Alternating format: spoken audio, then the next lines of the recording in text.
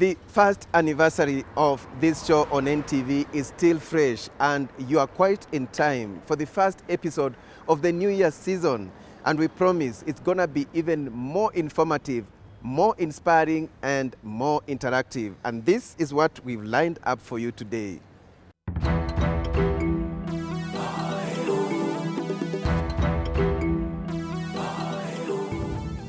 Blessius Ogola, a high school mathematics teacher in Seychelles. I love teaching, so I wanted now to extend my teaching and also learn other people's culture outside Kenya.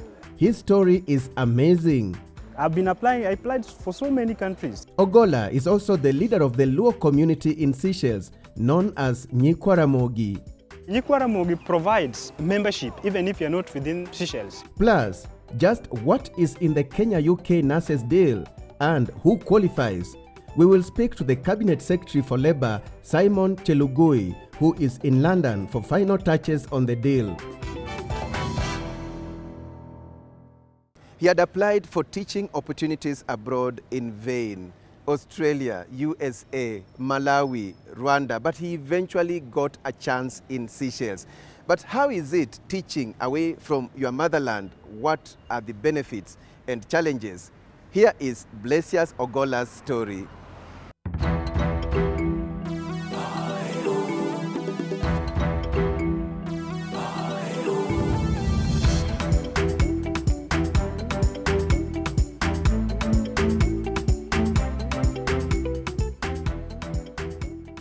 Karibu sana Bwana Alex. Jambo.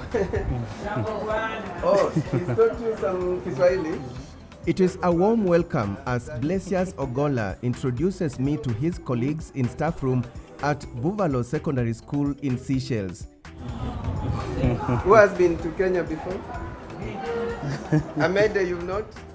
And this reminds me of my high school days when I would step into the staff room to meet a teacher. This is a state school. Ogola has been teaching here since the year 2017.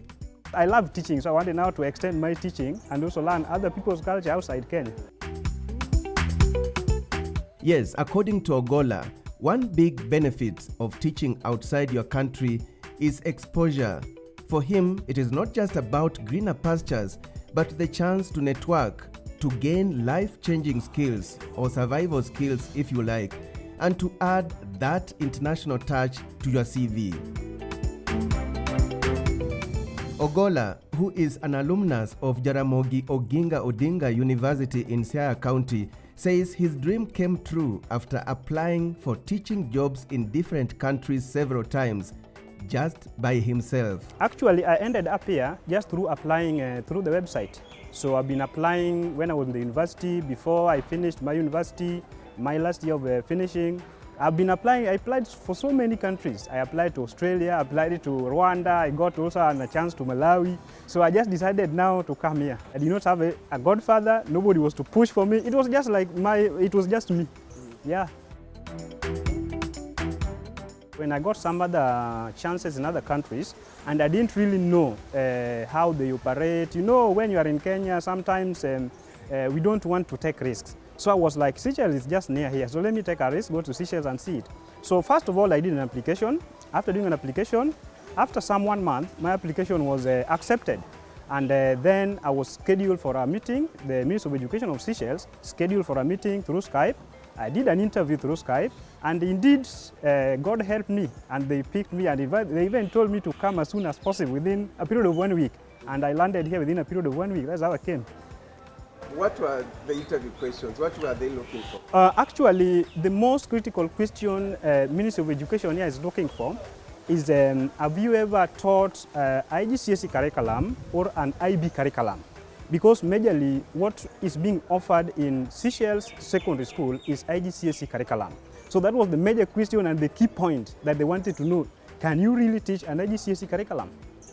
Yes. But had you taught that before? Actually, no.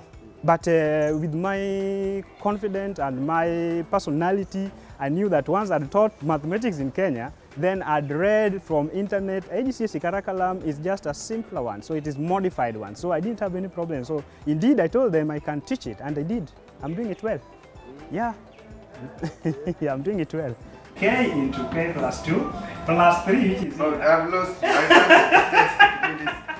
Ogola says little did he imagine that one day he would board a plane and fly out of Kenya to dare abroad. Actually, after finishing and passing my interview, then they organized for the e-tickets. They sent me the e-tickets, and they also worked for the GOP, that is Gain Occupational Permit. So they sent these things to my email. Then when I came here, they had already organized where I'm going to stay. So accommodation was already there. So I just came in, they took me to accommodation, and that is now they took me for orientation for 1 week. I went through an orientation for 1 week. Then after that, I just came direct to class. Because when you're a teacher, you're a teacher. It's only the environment that changes. That was 2017. 2017? Yes. Next time you come, you do some scuba diving, you do some enjoy the sea. At some point, Ogola introduces me to the head teacher, Philip Morel. Yeah, sure. It's very nice. Yeah. As I learn that in Seychelles, whose population is just about 100,000 people, there are only 11 state secondary schools and 25 state primary schools. Here at Buvalo Secondary School, the student population is about 600 and staff members are 73. We have a mixture of expatriates here.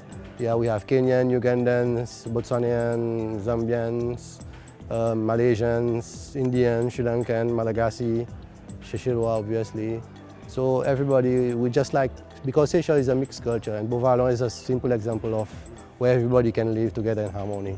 And we appreciate each and every one of them. But the Kenyans, yeah, they are extremely gifted, these people, I mean, your people. When they come here, they mean business and they are serious about their work.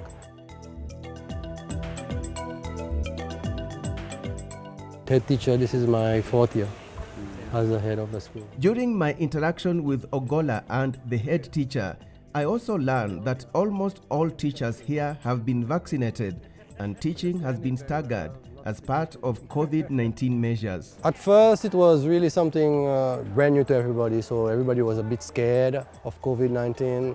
We had to change the modality on which the school operates, and now we are operating at half capacity every week.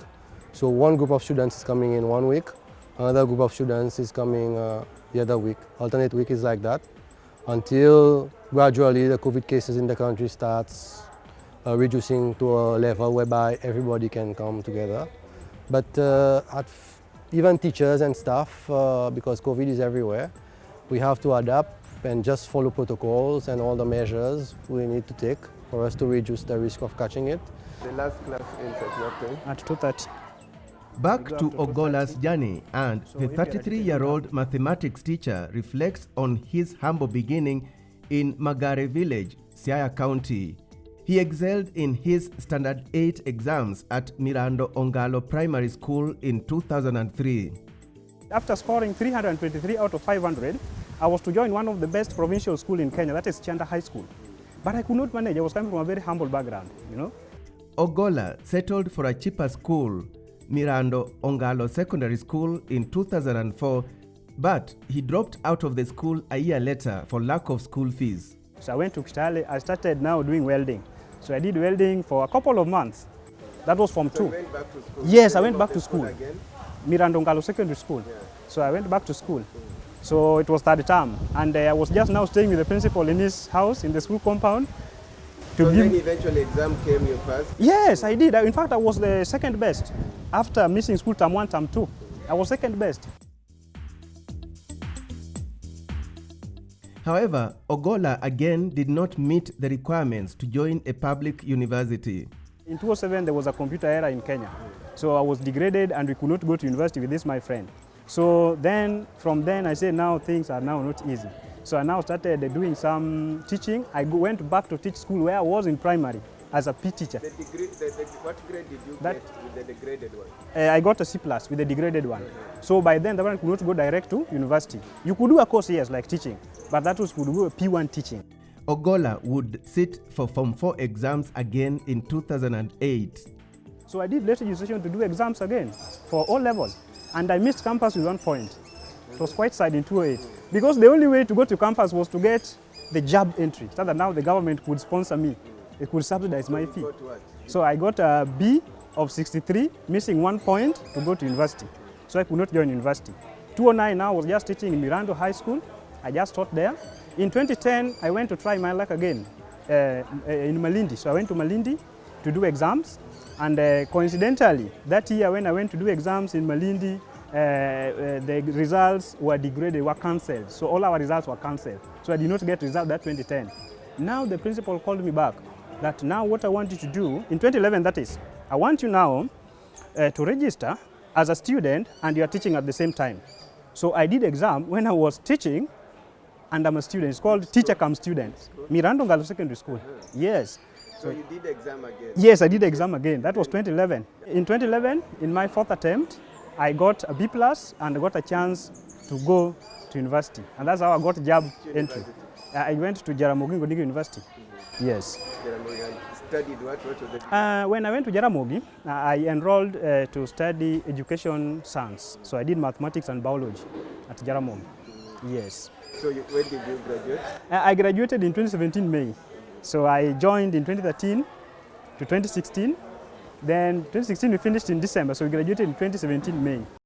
Those are some of the ups and downs Ogola went through, with his thirst for education eventually bearing fruit before relocating to Seychelles. You have a family? Actually, I have a family. I'm married. I have 2 kids. Yeah, I have a kid of wako nyumbani. And they are planning, always they come by the end of each and every year. Yes. He holds a master's in pure mathematics from Jaramogi Oginga Odinga University, studies he achieved through online learning. Ogola in Seychelles is known as a man of the people. He is the chairman of the Luo community in Seychelles, known as Nyikwaramogi. Yeah, karibu sana. How is the weather? Not bad. Wadi maber, Berka. We don't see any problem. Usheli, ber kabisa. Yeah, we call it rice. Usheli, rice. Yeah. Nyikwaramogi was started way back in 2015. And when we were starting Nyikwaramogi, there were 7 members. Currently, as we speak, we have 117 members who are in Nyikwaramogi. So it is tremendously growing. Even last month we recorded some 5 new members. Yeah, so it's really growing. It's amazing. Hello, Kamal. Yeah. And here you have some who relocated, but they're still members. Actually, Nyikwaramogi provides membership even if you're not within Seychelles. So if you live and you want to maintain your membership, you continue being a member. We have a member who's in Australia, we have some members who are in Kenya, we have some members who are in US, and they're still members. So we allow that, and our constitution also allows that. A majority of Kenyans living in Seychelles are teachers, currently about 70 in number. What I would encourage the students who are learning, and even my colleagues, and even anybody in any sector, it is very important that we keep on working hard. We never give up. Let us just keep always our dream high, because at the end of the tunnel, there is a good deal. Kudos to Blesius Ogola, and that is a case study of never say die. We now take a short break. When we return, just what is in the Kenya-UK nurses deal and who qualifies? We will speak to the Cabinet Secretary in charge of Labour, Simon Chelugui, who is in London for final touches on the deal.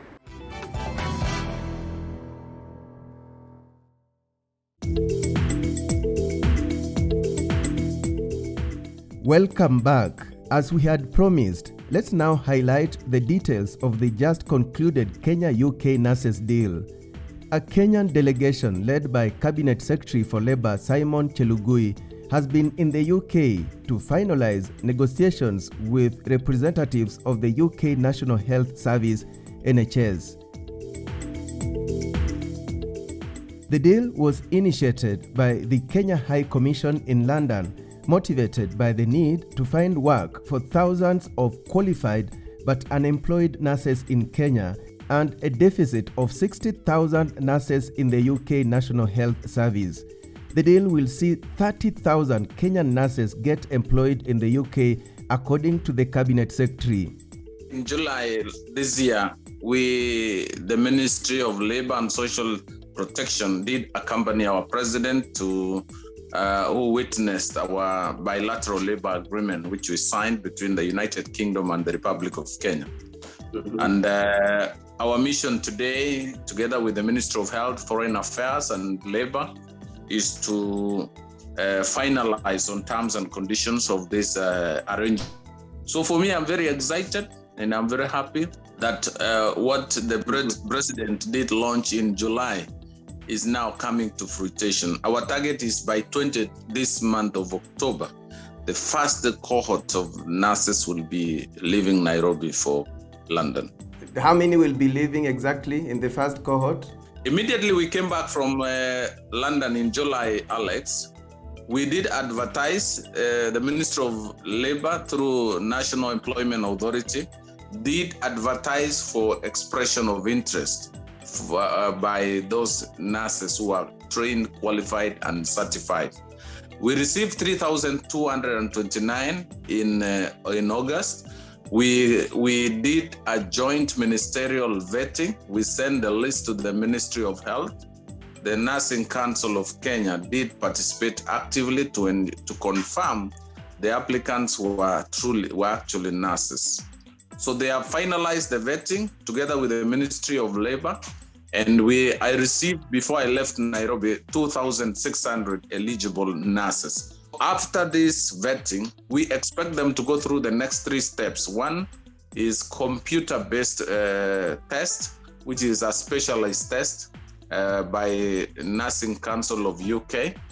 And this will check whether the nurses have the right aptitude to do the work in UK. The next test will be English test. And finally, we will do the medical tests. Anyone who passes those 3 tests we will now be able to forward their names to the embassy for visa processing.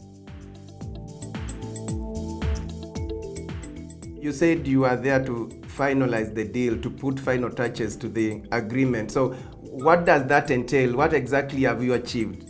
We have been able to agree on the salaries for each nurse every month. At the entry level, they will be entering at band 3 and band 5, depending on either you are a graduate or a diploma graduate. We've also discussed about accommodation. They will be given 3 months accommodation by National Health Service, NHS of UK, after which they will find their own accommodation. In terms of salary, those in band 3, including clinical support workers and therapy assistants, will earn £2,300 per month. In Kenyan shillings, that is about 340,000 shillings, while those in band 5, that includes those who have completed a nursing degree, will earn £3,100, and that is about 460,000 Kenya shillings per month. We met Kenyans who have also grown in the career. They are now in band 8 in administration, in management. And the one thing to note, Alex, is UK and majorly Europe and part of this Western world, their labor laws are so robust. They have equal pay for equal work. They respect every worker. They don't discriminate. The deal is also watertight on welfare issues. You know, some of them are young family members. They would expect their families to come and see them, or they come back home. So we are looking at, they will be entitled to normal leave. From the 1 year to 5 years, they will be entitled to 21 days, and they will grow to 31 days after 5 years. Their family members will have easy access to visas and travel. The nurses will be paid for, their transport cost will be paid for, actually the entire cost. The United Kingdom government through NHS will be able to refund all the costs involved in processing once the nurse lands here. The last thing we achieved is after 5 years of successful working with the United Kingdom, a Kenyan nurse will have a choice to change status. From 5 years, they can change status, they can have dual citizenship, they have a special consideration for medical workers. The deal bore fruit following the reversal of a law that forbade the UK health agencies from recruiting directly from Kenya, leaving the market to be dominated by workers from Philippines and India. Kenya's High Commissioner to the UK, Ambassador Manoa Esipisu, who championed the reversal of the law, says, quote, "After a year of discussion involving all stakeholders and led by Health, Labour and the Mission in London, we are at a point of takeoff," end quote. And according to the Cabinet Secretary for Labour, the deal will have far-reaching socio-economic benefits to Kenya, including increased remittances. You are aware that our traditional foreign exchange earners like coffee, tea, and tourism have been going down more so in the recent, during the pandemic. But remittances and Kenyans abroad have sustained our inflow of forex. The deal is also expected to boost capacity development in areas of need, such as ICU, renal, or oncology care nursing, and primarily ensuring that the strategic partnership between Kenya and the UK is delivered on a win-win basis.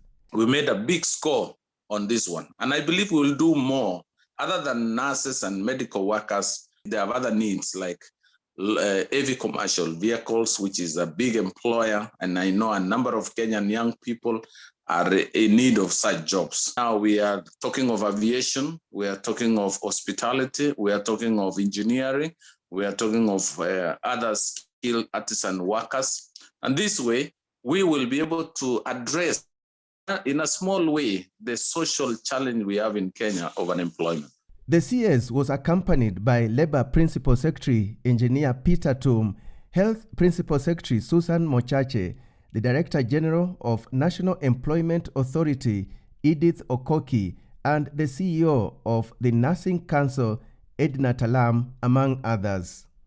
With that update on the Kenya-UK nurses deal, we come to the end of the show. It has been a pleasure having your company. And remember, you can watch this show and much more on our YouTube channel. Kindly subscribe to the channel if you've not done so. On behalf of my team at Chams Media, many thanks for watching and see you again next time.